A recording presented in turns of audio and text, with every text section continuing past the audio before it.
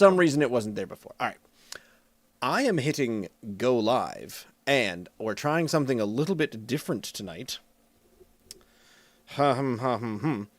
We are no longer live on Facebook.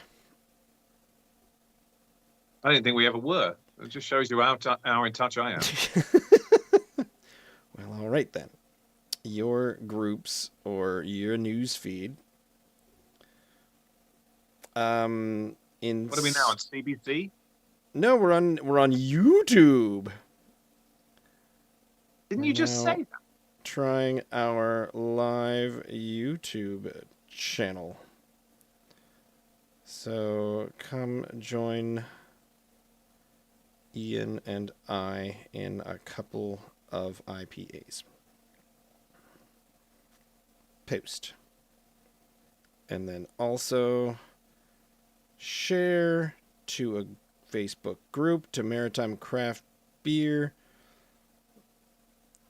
Trying YouTube live on our new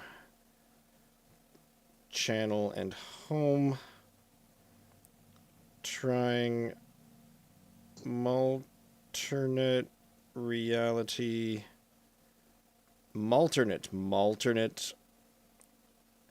And what's the other one? Grapefruit IPA. This is riveting stuff. We haven't started for real yet, and it's fine. It's good. It doesn't matter. Nothing matters. It's all fine. Because now starting for real. That doesn't matter. I am Ross. Joining me, of course, is my co-host Ian. We're on a slightly different night tonight, but fully in peach and pink flavored themes. We are attempting to drink Nova Scotia Dry, and going way off script here. We're on. I think I titled the broadcast "Wrong Night, Wrong Time, Wrong Beer," because it's Wednesday. It's not Tuesday. It's late. It's not 8 o'clock. And we're drinking IPAs for the express purpose of we got to get them out of the closet because we keep getting them. Getting rid of them. I think it's lovely now that your the wrong night is now tied in finally with your Tuesdays at TAM, which has been on Wednesday for the last 2 years or whatever that it is. Also, 3 years. Also that it's no longer mine, but yes, and yeah, well, I have to. The reason that it's on a different night is because this has been the tech week leading up to the opening night for the show that I've directed, which is the Christmas show at the local theater. And so it is off. It is off and away. It is out of my hands. They are going to do the show, and it's going to be quite good. So I was there for the tonight was the dress rehearsal. Last night was the big tech run. We were a bit late last night, and then I get to be around a bit more. So I'm done with a number of things that I had been volunteering with, and now to the delightful ears of my wife, I think. She doesn't believe me. I think I'm doing less, he said, sitting down to a beer review show. Late at night. But that's fine. That's fine. It's two one-act plays, isn't it, that you're directed? Yeah. Directing. Yeah. And they go on for like 13 performances, 12. Is it 12 or 13 performances? Or something? It's I think it's 12 or 13. It's like five weeks with 2 matinees. Yeah. So do the math. Yeah, 12. 12 right there. Plenty of opportunities. Good. Well, good luck and break a leg and all that. I mean, five whole weeks of performances. I mean, they need to get on our level of what are we on right now? 160. I should look this up and tell you what numbered week in a row we've done and continue to do, just for the express purposes of trying to get through some of these delightful craft beers. I'm calling it delightful before I even try it, but it's just so pink. It's just so pink and peach. Look at this one. So this one from Breton Brewery, Breton Brewing Company out in Sydney, Nova Scotia, is the it just says the Grapefruit IPA. It says, there's all kinds of, I want to say almost graffiti on the side of it. It's just got the words juicy and tasty and 6.0 and tastes like a tropical vacation. There's the is right there. If ever there looked to be a kind of summery drink, this is it. And we're now, it was 1 degree today. And it's chilly early. It was snowing. There was some snow. Maybe we need a little bit of summery to return just for an Exactly. hour or so. Maybe we'll see. There's a good question. So there's the winter warmer. They call them the winter warmers. Do you drink a winter warmer when it's still cold? Like, do you wait until it's cold in your house? Or here's the short question: what beer do you drink in a snowstorm but sitting in front of a nice warm fireplace? Me personally?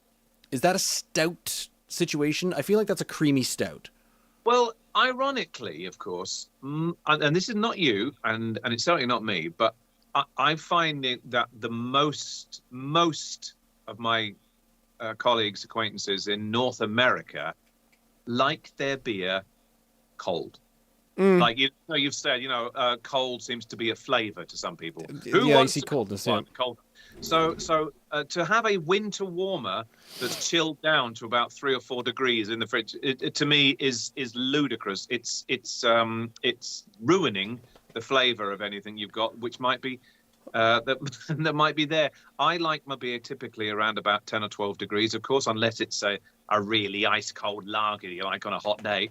So Yes. if I'm sitting down by a fire on a cold winter's evening, I don't want to have a nice cold lager. I want to have something a little malty, a little bit oaty, a dark one. But as well as I do, that I'll drink those things till the cows come home all year round. If I never drank another IPA, I wouldn't miss it. So. I guess the only night that I wouldn't do that, have a nice smoothie, like a nitrous oatmeal stout, would be if it was the hottest, most humid day of the year and it was really sticky, 10 p.m. at night, and you're just okay, fine, just hand me the and I would probably say, yeah, I'll try your ice cold IPA. I'll give it a whirl. Let's what I would have probably do. That's right. Although I might not go for an IPA necessarily. I'd probably go for a blonde. Or a lager, yeah. Or a lager, yeah, something like that. Something a little lighter on the palate than a big old hearty, malt forward chunk of loveliness. Malty malt forward, maltily malt. Yeah. Tell me why you opened the Grapefruit IPA first over the Malternate Reality, Ross, me old mate. Because the Grapefruit IPA is 6.0 and the Malternate Reality is 6.3. Thank you. I don't know if you mentioned that. Tis the lower number of the two, so starting with the slightly lower number, even though it's a 6.0, and I think once you get up to 6.0, we have learned that they start writing on the can, "'Tis a strong beer," English. Yep, there it is. Strong beer. It's got the ingredients on there as well. But it doeth say, and I forgot to read this part, "A tropical vacation for your taste buds, hopped for maximum flavor. An added splash of real grapefruit takes this beer to peak crushability. Brewed in collaboration with Olmick." Who? OL apostrophe space MICK. Olmick. Olmick, yeah. You know Olmick. Yeah. There's obviously a familiarity that we are not familiar with in this one. What makes me curious is we often say for just about every IPA that we drink, it already smells or tastes like grapefruit. They're already kind of grapefruity. So what is a grapefruit IPA gonna taste like? Is it gonna? I think they all are. This one's actually just said, "What the hell? We'll just call it what it tastes like." I think they all, like you said, they all taste a bit grapefruity to us. Yeah, so I'm hoping if this one just tastes like all the other IPAs, I will definitely be a little bit disappointed, because what I want, if you say you're a grapefruit IPA, you'd better make my face pucker up. It better be all kind of, ooh, that's grapefruit, oh, that's sour. Do you like grapefruit, though? No. However, that might be the reason why you're not a fan of IPAs in general. It may have something to do with it. I do enjoy a grapefruit flavored candy. It's like citrus and sour. They are things that I think I do enjoy. But when you say, "Oh, here, try this slice of grapefruit," or "Here, drink this grapefruit juice," it's too much for itself, for what it is. Oh, am I losing my or your internet connection? Some decent stuff. Ross, Yes. I've just remembered. Do you have me right now? Am I on the link? Did you lose me for a moment? For just a second. Right. I'm having a little issue. I'm not. I think it's my phone connectivity with the modem I have. It's been happening now for a couple of weeks. So, which means every 5 or 6 minutes or so, for some reason, I very, very temporarily lose connectivity. But it's literally like for a second or two. So hopefully that won't be an issue during this podcast. So if it does, well, hey, sod's law. I forgot where I was. Seems fine. Yeah, I forgot what I was saying about that. Yeah, grapefruit. Every now and again, I do get into a bit of a health kick, and I think I'm going to start eating healthily. So I might get like during the summer, I might say, "Oh, I'll go for a 3K run now, and then come home and have a half a grapefruit or something like that." Now, I can do grapefruit with a little bit of sugar on it. Does that completely ruin the health part of it? But it seems to just help me be able to get through a grapefruit. You are right in that. Yeah, the best way to get something like I say, grapefruit candy is delicious because it's just sweetened gelatin, but with a grapefruit flavor. So the best way to consume grapefruit is with a lot of sugar. If you sweeten it up and it cuts away from the sour.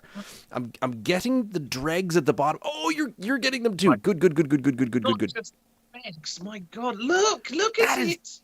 I think those are like chunks. Those seem like chunks of grapefruit. There is an ingredient section: water, hops, barley, wheat, oats, yeast, grapefruit. There is bits in this. Oh, that's so thick with bits it actually looks a little bit nauseating. Yeah, I'm wondering whether we've had this for a long time. I do hope it hasn't gone off because we've had that happen to us. It's grapefruit. It'll taste perfectly fine. I've brimmed mine because I didn't think of getting the bigger glass. These aren't sea monkeys. These are sea blue whales we've got swimming around. Huge. Those are chunks. That's some coral sea you've got in there. All right. Gosh. I need to try this because otherwise I'm going to pour it everywhere. I'm going to spill it. All right. Cheers. The head's definitely gone away though, hasn't it? Cheers then. Not on mine. I'm still there. Cheers.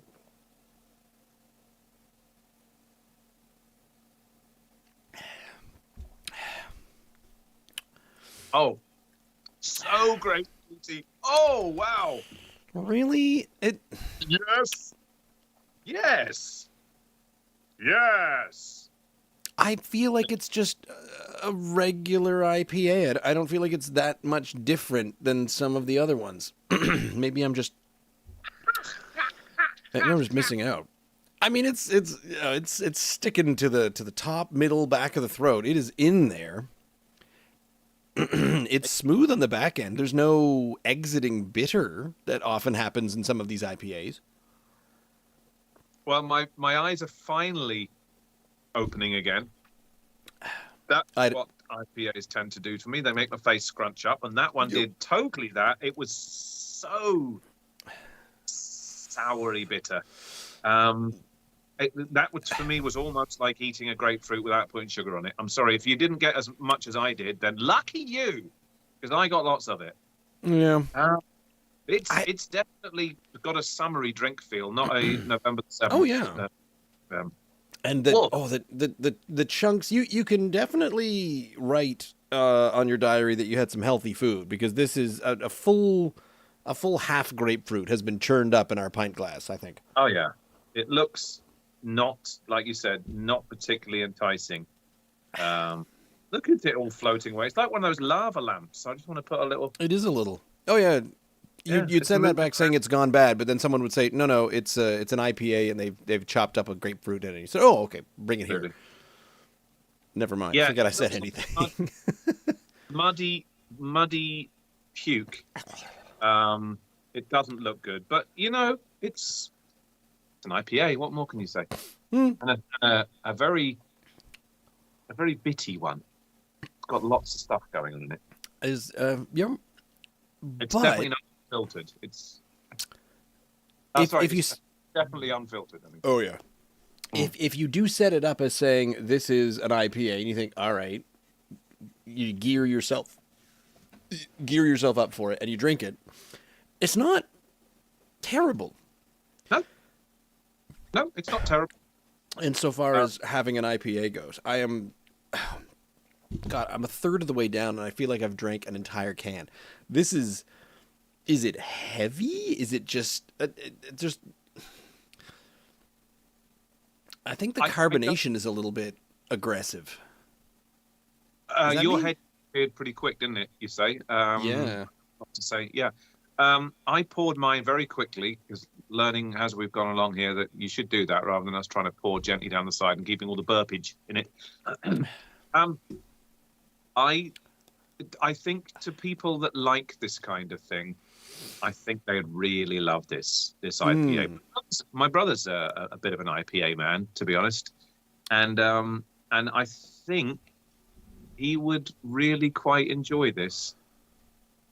I'm not an IPA man, but I've had worse.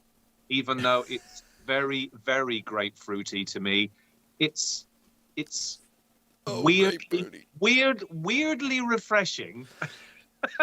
I'll give you that. Yeah, it reminds me of summer.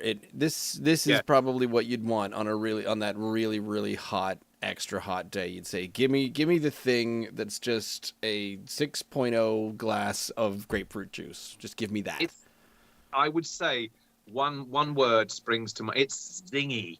It's full of zingaliciousness. Very zingy. And if I could take out probably a third of it, and top it off with a 7-Up or a Sprite, make myself a nice radler, a nice shandy out of this, I bet it would be pretty damn good on a hot day. Bring down the percentage to around about 4% for a pint, and with some lemonade in it, some Sprite or some 7-Up. And this actually might be really rather nice as a shandy. You look so tired. You've had too many days. End this podcast now. Have yourself a lovely night. No, I can't. I'm looking up if there's such a thing as a grapefruit liqueur now. I'm trying to mix my beverages. Apparently there's lots. Here are the top 9 grapefruit liqueurs. I've never heard of any of these. Oh, there's one by Balls, Bols. They're fun. Oh yeah. I've had a few of theirs, but I can drink it. It's mostly easy to drink. There's something else going on at kind of the front that it's difficult to drink these fast. Well, and I can't tell if it's the sourness or something else. Can I add that even though it's zingy, it's actually quite smooth too. It does have and it's rounded. It's like there's none of that wallop or coming in late and making my face. I mean, the whole thing, it's a taste sensation from start to finish. But it is quite smooth, even though oftentimes a not as good IPA will burn on the way out. Yeah. But this just it pops at the front. And then it exits in a very, very mellow way. So it's all up front with kind of you could almost get the, it fills your nose with that, with almost a fizz of kind of and now I've drunk 2/3 of it, and my face and body seem to be more in tune with it. It's not like acclimatizing for sure. Right at the beginning, when I was kind of like I was braced for it, and it certainly did deliver. Now, of course, subsequent tastings, I'm finding it's less abrasive, and it's I'm quite enjoying it, Ross. It's reminding me a bit more of the Galaxy of the Propeller. Oh, the double IPA, the Galaxy. Yeah. It's wonderful. Yeah, I can see that. Yeah, because it's also very easy to drink. Yeah, that was surprisingly easy. The double by Propeller. What was it? Yes, it is, isn't it? Galaxy? Yes. Yeah. Yeah, I can't remember now. Propeller. And I guess Grapefruit is the only one that's not listed in the listing of the Breton's available beers on the pint glass that I've got here. It says just about everything else. Grapefruit, passion. No, it was passion fruit, something else. It wasn't grapefruit. Where was that? Cocoa, pumpkin, something. Wild. Breton Island Time Whiskey Sour. Ooh, I would try a whiskey sour. It sounds delicious. Maple kiwi, passion fruit, crazy gingerbread, something. Anyway, yeah, grapefruit is not written on this glass. Where is Breton Brewery in Cape Breton? Whereabouts? Guava. Sydney. Pretty sure it's in It's Sydney. in Sydney. Okay. Because Big Spruce is in Bedeck, a little ways in the other direction. Yep, Sydney NS. It's even got the postal code on the side there. All right. Juicy. Very juicy. Mm. Quite hoppy, but not overly hoppy. It's not like it's... I think it was the grapefruit that did that thing to my face rather than the hops initially. Although, I think you're right. It's an IPA. But the longer I got into it, the easier it has become to drink. It's really quite refreshing on a hot, sunny day after 18 holes on the golf course. I reckon I would probably go for that. I wouldn't drink it on the move. I think I need to really sit down and not have to be going anywhere because it's like I said, there's something in the when you get that citrusy and that juicy. It's a hazy, juicy, and very grapefruit themed IPA. It definitely starts in with the old heartburn for me. It gives me all of the burnies. It's not doing that to me, which is what I was expecting to. When it said specifically grapefruit IPA, I thought, this is going to hurt. It's going to burn my tongue. It's going to be like drinking acid. But it's surprisingly, it's not doing that. I think it's a little smoother. I've not got any of those acid. I'm sorry, I'll use it. I'll use the term belch burp. I'm getting them. Kind of acidy reflux going on with IPAs. I'm not getting that yet, but you are. So maybe, I'm getting some acid burn. But again, I poured mine slower, and you poured yours faster. So maybe that was the hint of how to get through that. Now, the next one to compare this to, this has also been in the closet for a little bit of a while because I think you went down and picked up a number of ones from North Brewing out of Dartmouth, Nova Scotia, and this is their Malternate Reality, which advertises itself as a New England IPA at 6.3. Now, the first time I tried something that advertised itself as an NE, New England IPA, I didn't think I was going to like it, and I loved it. So I think I've liked some New England IPAs, and I've hated a few other ones. Doesn't say anything on the can. It sort of just looks like a bunch of swirly pastels that almost like a hurricane of Easter colors going on in the can. Then lots of peach colors. Yeah. Has the ingredients, says cheers your neighbor, says original artwork by Paul Hammond of Euro Studio. So okay, that's what's going on there. And then strong beer at the bottom just to say it. But if you go on the website, it says Old Guard NEIPA, thick, dank, and resinous, complex malt bill of barley, wheat, oats, and spelt to deliver all that mosaic goodness to your parietal lobe. But that's not Old Guard. This isn't. Is that a different IPA they do, or is that Old Guard NEIPA? So is it an Old Guard New England IPA? Old Guard, and I beg your pardon. I thought that was the name of it you were saying. No. I did notice there as well. It does actually say as well, just like the other one we said, juicy, hazy, and tropical. Well, I know this. The other one, the grapefruit IPA, we'd certainly call that hazy and juicy and kind of tropical.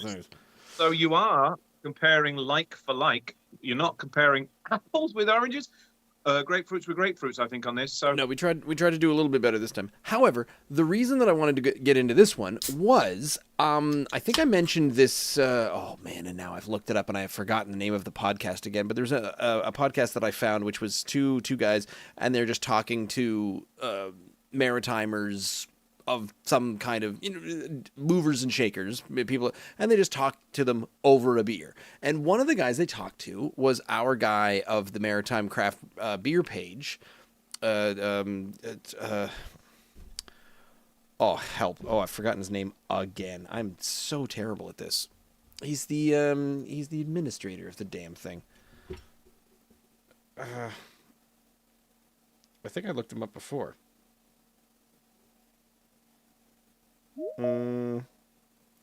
Groups. Oh, he fully dropped that time.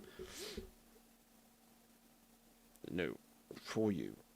Well, Yep, it might happen occasionally. The name of that podcast you were talking about? I know I can't remember it, but Todd Beale. Todd Beale is Yeah. the name of the guy who is Yeah. the Maritime. administrator at Maritime Craft Beer page. Yeah. So he was a guest on this show. And I went, oh, I'll listen to that one. And I listened and I watched that podcast. And then they got into the conversation of, oh, since you do the beer page, what's your favorite beer? And I went, you can't answer that. And luckily he said, well, you know, it kind of all depends where you're sitting and what are you doing, what time of year and what you're kind of in for. And then they talked about, okay, fine. And they dialed it back and said, what are you drinking more right now? And then they mentioned, oh, the one that I'm going to at the most right now that I'm really enjoying is the Malternate Reality IPA from North Brewing. And I went, I think we've got that in the closet. So I became very intrigued by this one. And it just, it started scratching, or it started calling to me from in there. Perfect. Ooh, okay. And it's definitely got a smell to it, but it you're right. This one does not have as much of a grapefruit smell as the Grapefruit IPA. How intriguing. If you lose me again, what I'm going to do is I'm going to take myself off of the Wi-Fi and just go straight up to the sky and back, I think, rather than trying to hover, go straight up. Yeah, I'm going to go into space with my signal. Harrier jet mode. Yeah, okay. And not rely on the Wi-Fi link instead. This is, it's less grapefruity. Is it smelling sweet? Am I getting kind of a sweeter? Yes, probably because it says this is calling it tropical. So there might be some other fruits in there that are slightly sweeter than the grapefruit. And that might not be a bad thing. No. So like I say, the sweet will always cut the sour and make it much more palatable. Mine's doing the exact same thing. Yes, I'm having a pesky foam issue. Yeah, having a devil of a time with this. This is going to be. Yeah, so it's definitely got a sweeter. Maybe there's some mango in there. I don't know. Oh yes. Now that you put a name on it, I'm certainly getting some of that. It's funny how it's not being mentioned. There's complex malt bill. Do you know what? Where they say complex malt bill, I'm getting a kind of an interesting cereal-y, like when I say sweet cereal. Do you know what I mean by that? Like yeah, like a Honey Nut Cheerios or a Special K with the strawberry chunks in it. That kind of thing. Not So this. carbs. Or, she got also have the Lucky Charms as also a possibility in there. What was I? Oh, you mentioned something of going away, and I thought of something immediately. No, I was going to make a Harrier jet reference of flying up straight up directly, but no, if I lose you again, had something, but it's gone now. That's okay. I'll think of other things to say. What is spelt? Is it like seaweed or something like that? No, it is an ancient grain. So along the same lines of barley and wheat and oats. But have you ever had rye bread? Oh, yes. Absolutely. Rye is another ancient grain. Wheat is theoretically a newer grain. So you can get 100% barley loaf if you go to specialty bakeries and things like that. And so I learned an awful lot about ancient grains and specific and different types of grains because before in another life my stepkids, they were allergic to wheat, so we didn't have wheat, and it was difficult to find things that were wheat, and you get kind of, and they're not quite, it wasn't the gluten free, because gluten free, any kind of gluten which goes in every grain, so if you're gluten free you can't even have rye bread or barley loaf or spelt bread. But my kids, it was just wheat, so don't use wheat. So we had, and I would make homemade loaves of bread with spelt flour. I had it all the time. It was pretty good. I think I preferred some of the rye loaves. The 100% barley loaf was actually quite delicious when you get it at certain bakeries, but I think it also came down to certain bakeries are just really, really good at making, really delicious bread. This is quite... Is yours clear? Mine's opaque. No, the opposite. Translucent. It's easy to see through. I'm still getting rid of this top bit of pesky foam. We might have lost Ian again. He's still talking about maybe. Oh, dude, it's okay. You're still there. Not talking about turning yourself off. No, I am, but it seems to be every 5 minutes it cycles and I lose you. So what I'm going to do now is, mate, I am going. Oh, hang on. Dial in for better call quality. This will disconnect you from the online meeting. Ah, yes. You always want to drop to the dial-up speeds. That makes the internet much faster. We learned that in the late 90s. That's right. Yeah, that's way better. Hang on. So you just call me on your phone and I'll make modem noises. No,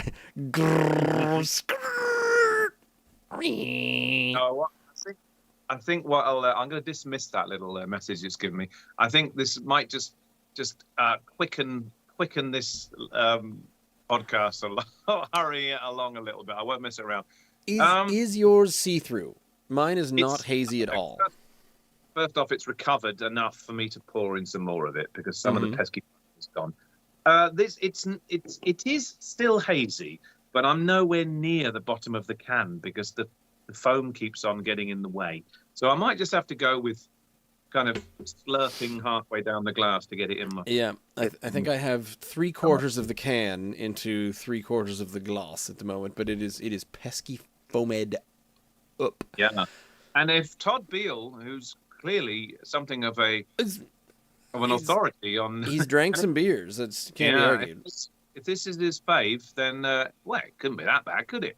Huh? I'm looking forward to it, and the sweet smell cutting the sour, I think is going to make this quite good. Now, did we rate the Breton one? I think the Breton one is a good. For what it is, you're saying you're a grapefruit IPA, and again, smooth out the back, very tasty, very tangy, very delightful for a juicy grapefruit themed IPA. I think it's got to get some pretty high marks, like an 8.2, maybe an 8.3. I mean, for me. It said it was a grapefruit IPA. It did what it says on the tin for me. I'm not. Look, if there's something else in the pub, I'm probably going to go for it, but. Totally, it tasted a grapefruit to me. It was refreshing. It was sleek. It was zingy, and it's nowhere near the worst IPA I've ever tasted. No. I'd rate that pretty high. If you like IPAs, I think you'd probably love it. Mm-hmm. Yeah, 8 out of 10. Wonderful stuff. Some definitely high marks for it because I won't reach for it. But if someone says, "Ooh, I like a good fruity IPA," I will say, "Have you tried that one?" Because before you move on, have you got North Brewing's picture behind you? You haven't got. You got Breton. Have you got it? I haven't switched to North Brewing. Nope. No, right. You are. Yeah. Right. Now, you are. Keep me honest. Because this is called Malternate Reality, and this might be a little more like they say malty than some IPAs. Ooh. I bet I'm going to like this. I try not to make assumptions going in on these types of things because I have no idea what's ever going to happen. Every time we have something with the letters I, P, and A, often in that order, I have no idea what to expect. And it's usually the last thing I think is going to happen arrives. Okay. Well, I'm ready. Are you cheersing? Yep. I'm ready for a cheers. How are you going to get through all that? You need a spoon to get through. Yeah, I'll get my tongue in there. Much of it. Okay.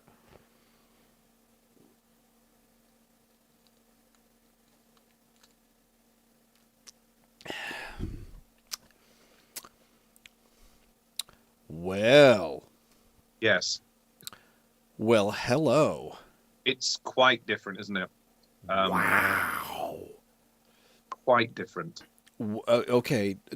It's so smooth that the acidity, the juicy, the sour up. Not there at all. There's none of harshness that a citrus forward IPA will give you. Wow. Oh, and there's the malt at the back. I got that late. Wow. There's an aftertaste, but it's not an unpleasant aftertaste. No, it's a taste which comes in so late. I'd almost finished talking, and there was like, "Oh, what's that?" there's a few things happening in there, and I poured some more into my glass, but I cannot wait to try a little bit more of this, and I'm sorry. Oh, I already think I would order a second one of these, but will I seek it out on my own? This is certainly one of the more interesting things. I think it was the Heritage Brewing any IPA. It was like a Viking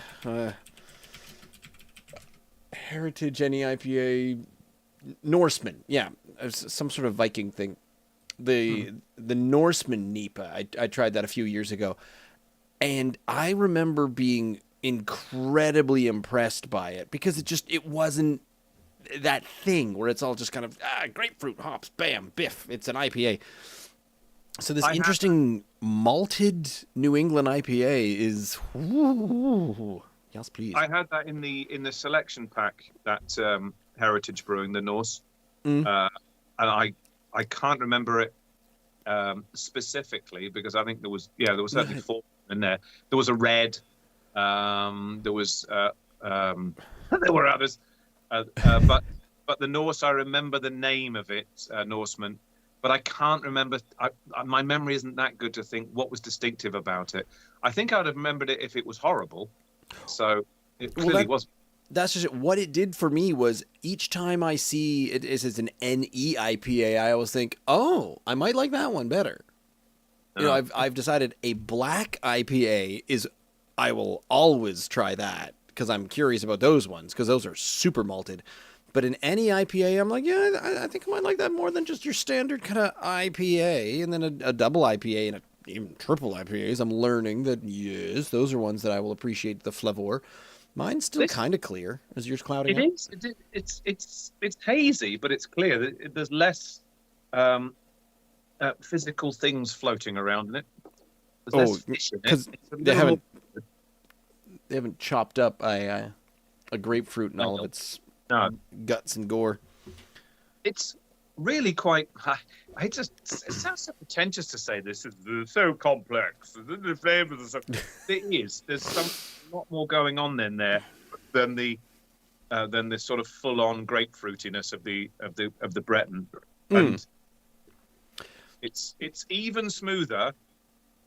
More subtle than the other one because I thought the other one was weirdly smooth as well. My ears, Ross, I don't know if you notice, when I start to feel things, that's a wonderful look for you. Yeah, there it is. The frothy mouth, the kind of, the rabid look, the hydrophobia look. That's really you. But my ears have got the same color as half of your sweater. I always feel like they go very, very red when I'm feeling the effects of alcohol. And I don't know what I'm doing, but I am not feeling effects just yet. And I skipped dinner. I'm feeling this already. This is, and this is delicious. It's very easy to drink. Yes, it is. Because where the other one, it was giving me the acidity, the kind of you better slow down.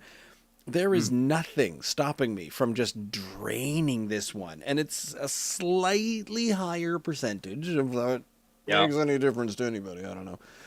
I think if we'd have done it the other way around, the grapefruit would have taken your head off. Yeah. Well, we've saved a little mouthful, so we'll see. I have. I've got more than a mouthful. In fact, I've got probably almost a third of a glass of the grapefruit IPA there. This is on kind of on another level. And another a malternate reality, you might even say. Another dimension entirely.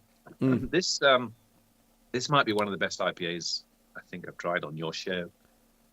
I'm really, really liking this. I can see how this is a favorite, and it. Oh yeah. Unless you're like Kier and you really love that Powy sour IPA, in which case, honestly, I think we're hitting. I wouldn't say the two ends of the spectrum, but certainly two styles of IPAs here. One is you want citrus, we biffed you with citrus, but it's still smooth. There's no uninvited flavor at the tail end of the Breton. It's bam, this is the flavor, and delicious. It doesn't leave you in discomfort. It seems to be leaving me in discomfort just with the acidity or some sort of carbonation is going on.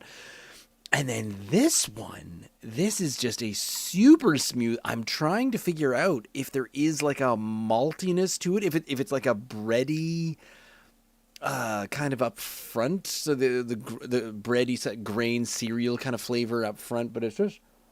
It was the bit on the back end that I'm getting, which surprised me. I had it with the first gulp a lot. I'm searching for it now. I'm not getting it as much now that I'm halfway through the glass. It got more subtle. It was subtle to begin with. Yeah. Okay. I wonder. You mentioned Keir. Ananda is a big fan of IPAs. He'd probably adore this. Oh, well. If it's not an obvious flavor, I'm not sure. And this is where, in retrospect, I think bringing the alternate reality to probably Patrick, Dan, Ananda. Who else should try this? Yeah, pretty much everyone I know. Everyone should try this because I kind of think I want to know everyone's feelings on this one. It's just a very easy to drink, somehow strong, and we found that the stronger the IPA, you get into the double IPA and the triple IPA, and that's when they become easy. It's so much easier to drink. Weird, isn't it? It doesn't make any sense. You would imagine it would be it's the polar opposite of what we would assume. I mean, if someone puts down and Keir I wouldn't mention him again. Bless him. Seems to be our yardstick. Talk about tough drinks to me. He's mentioned the facts a number of times. I find that it's like drinking motor oil. It's tough, really hard to drink that at 10%, and yet those single IPAs. What are they called? The begins with S, 5-letter. That are so acidic and so IPA-ish. The single hopped ones.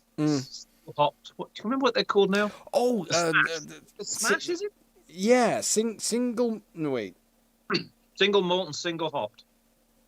The Smash, I think. And right, I was trying to figure out what the A stood for. Is it asphalt? What is that? Whatever. Are just so difficult to drink for us because we're like.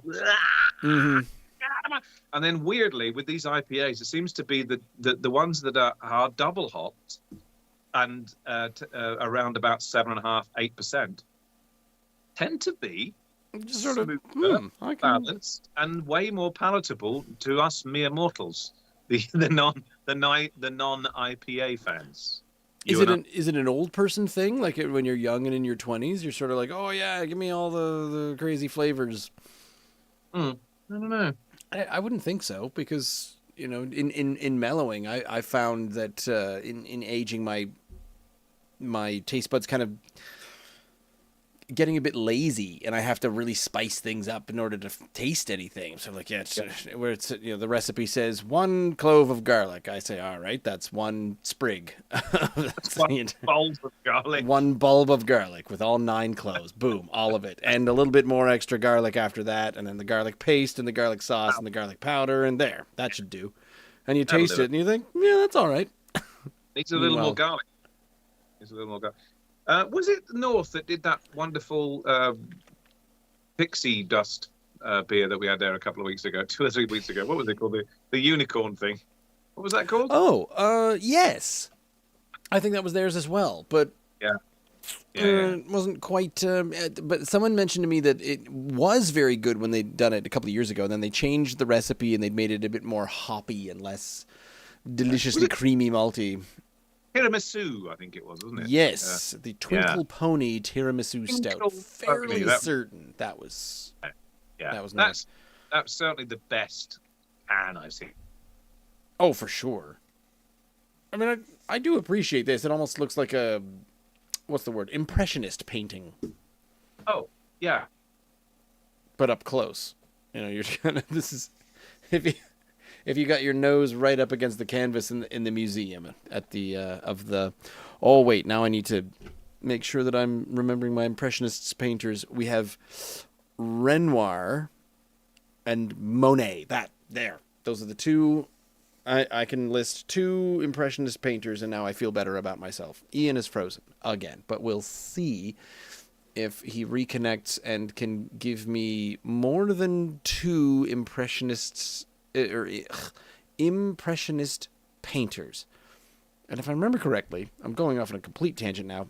The idea behind Impressionist painting is you're sort of painting it in a way that it resembles what you're painting, but it isn't exactly what you're painting. Because it's sort of a bit of a landscape and some smudges. And if you look really close, it looks like, well, this. But if you back away, then it's a bunch of people enjoying themselves at the riverside on a beautiful fall day in Paris. The question was, can you name...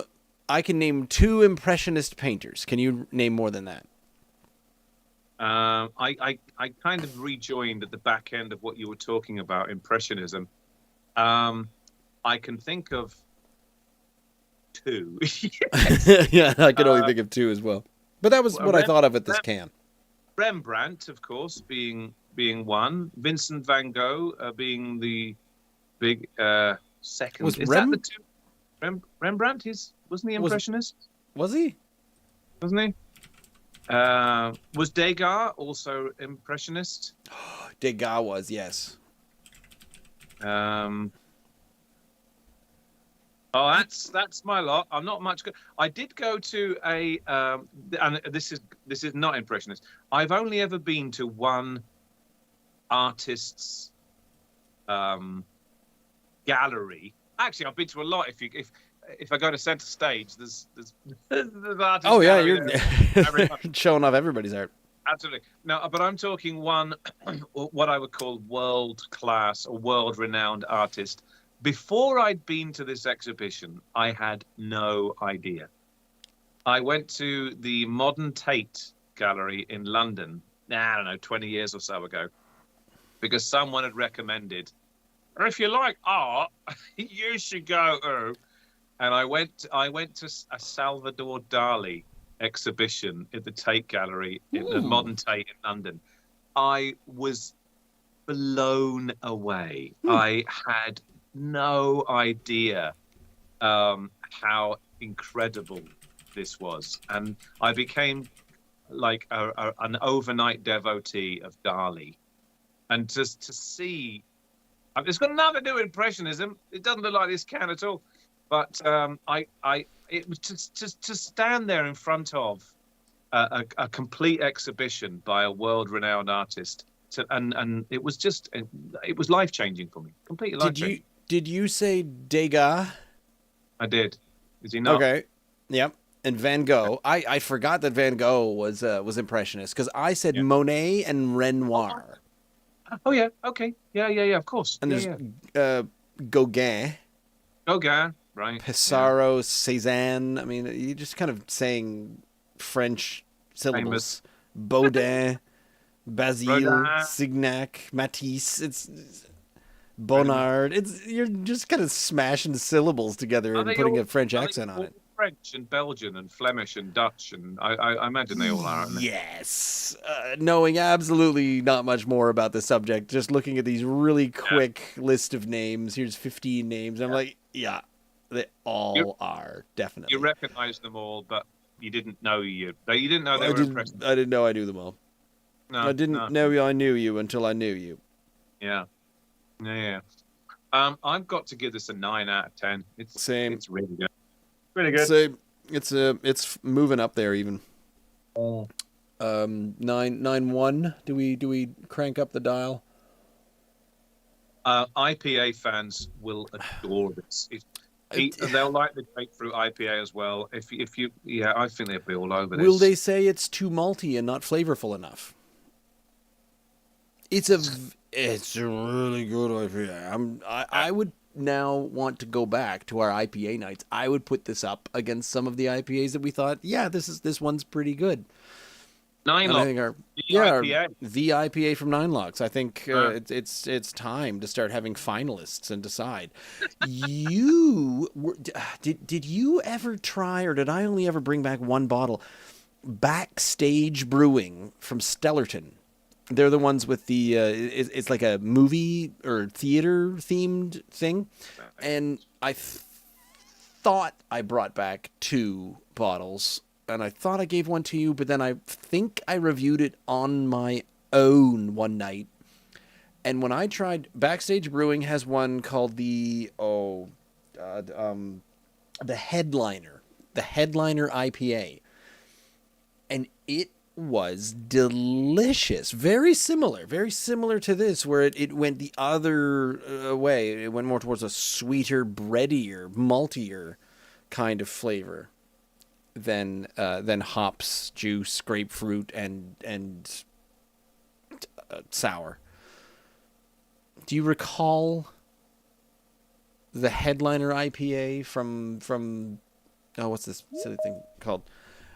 I will look up. I think the label, Headliner IPA. That's others. What? No. I want Backstage. I did try one, for sure. You did throw a Backstage at me some time ago. I can't remember what it was.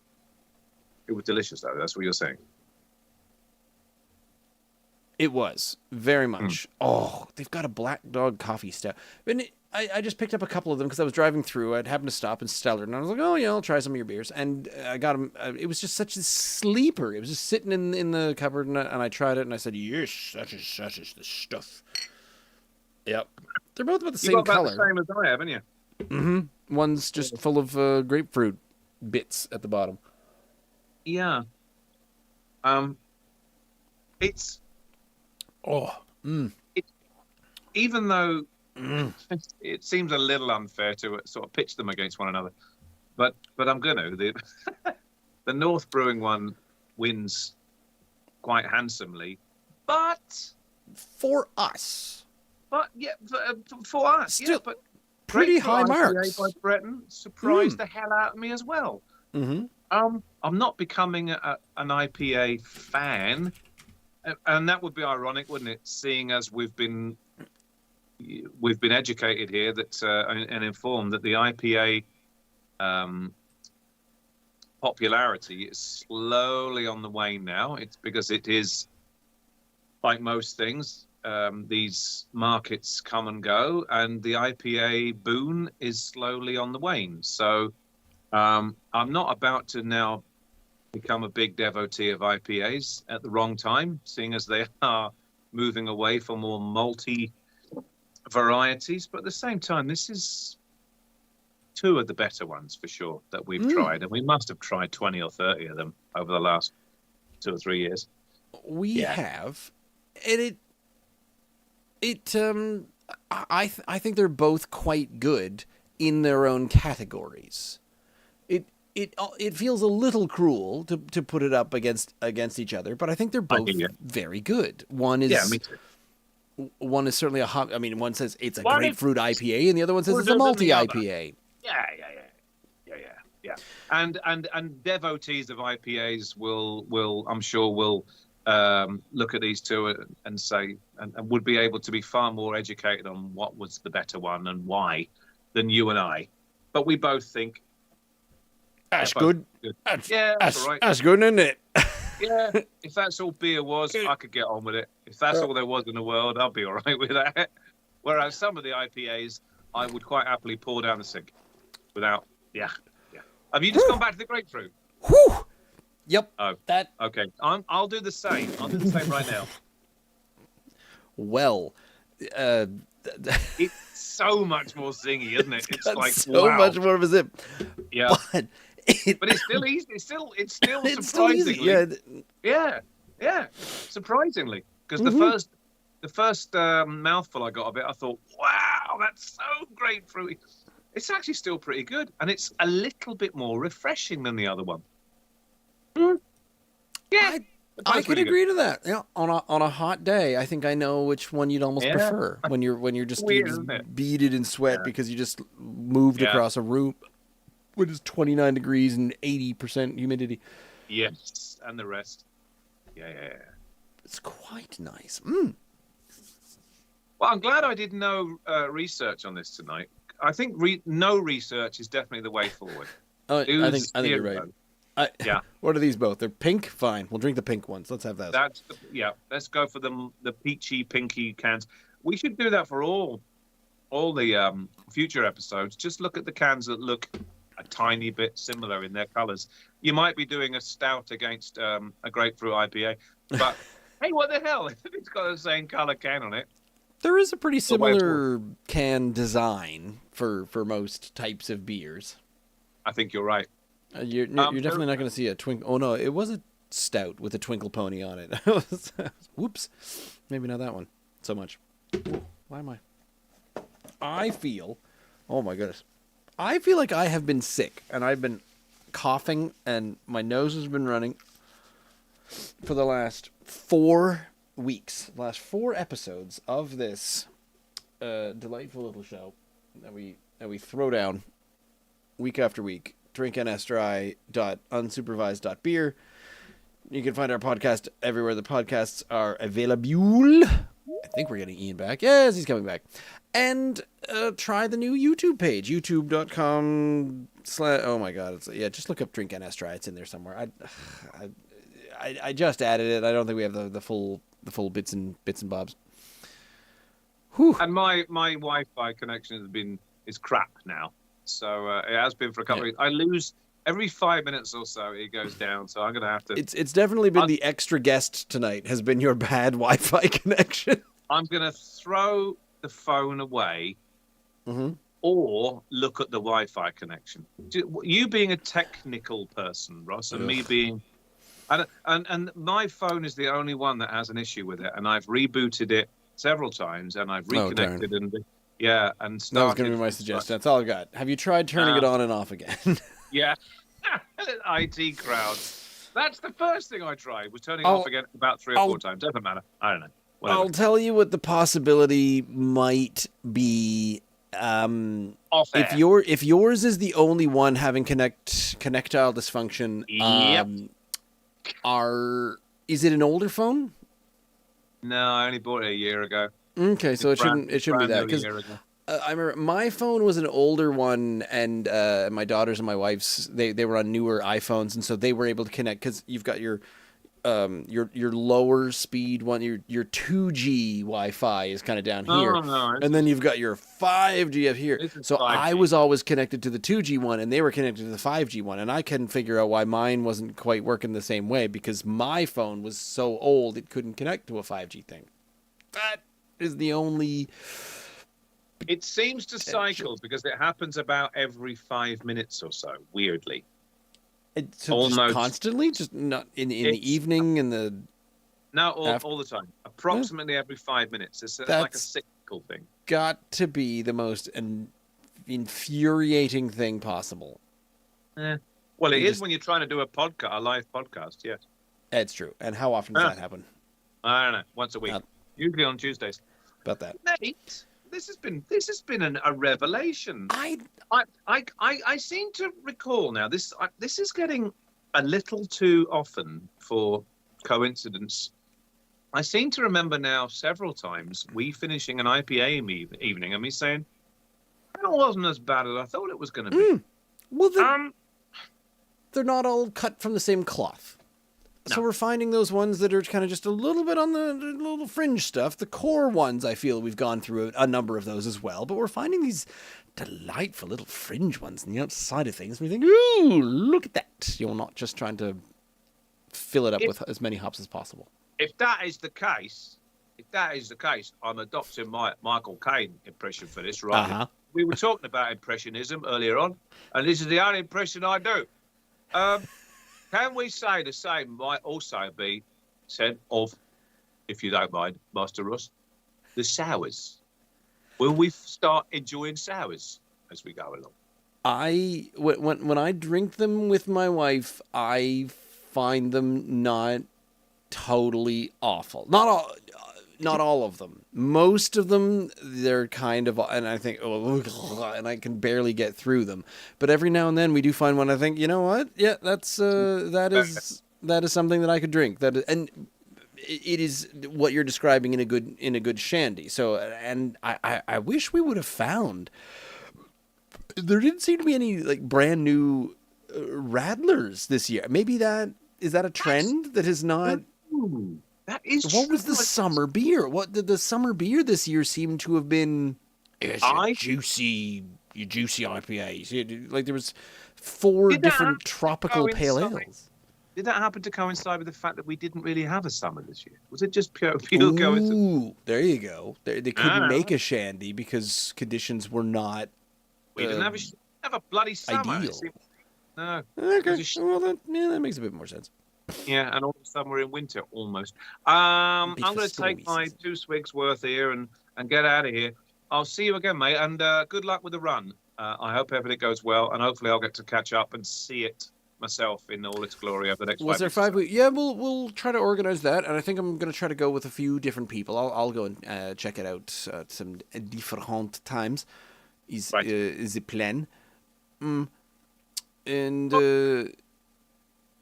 I'm out of here. You've got several mouthfuls left. Don't mix them. Do not mix them together. She was only 15 years old. Like I was saying, I've extended the YouTube channel, so Drink and Dry has its own YouTube channel, and I'm putting up all the old episodes, and I'm trying to make sure that it's got all the highlights up there, but that's where we're going to be broadcasting live as well. So hop on over to the YouTube channel, which is, I'm not entirely certain. It's something like youtube.com/@drinknsdry. I don't quite understand how they're doing their things right now, but look it up. We'll be around there somewhere. It's also advertised on our Facebook page as well. I've completely gone off the rails here, but thank you for watching, listening, and enjoying the Nova Scotia Craft Beers. Hopefully talking to some more brewers in the future. But we're back Tuesday. We're not changing our nights. We're just changing that we're not live through Facebook. We're live through YouTube, and it's a thing. There's lots of options for this kind of thing. Don't ask me, man. I only work here. And yeah, so Tuesdays at 8, best we can. But thank you for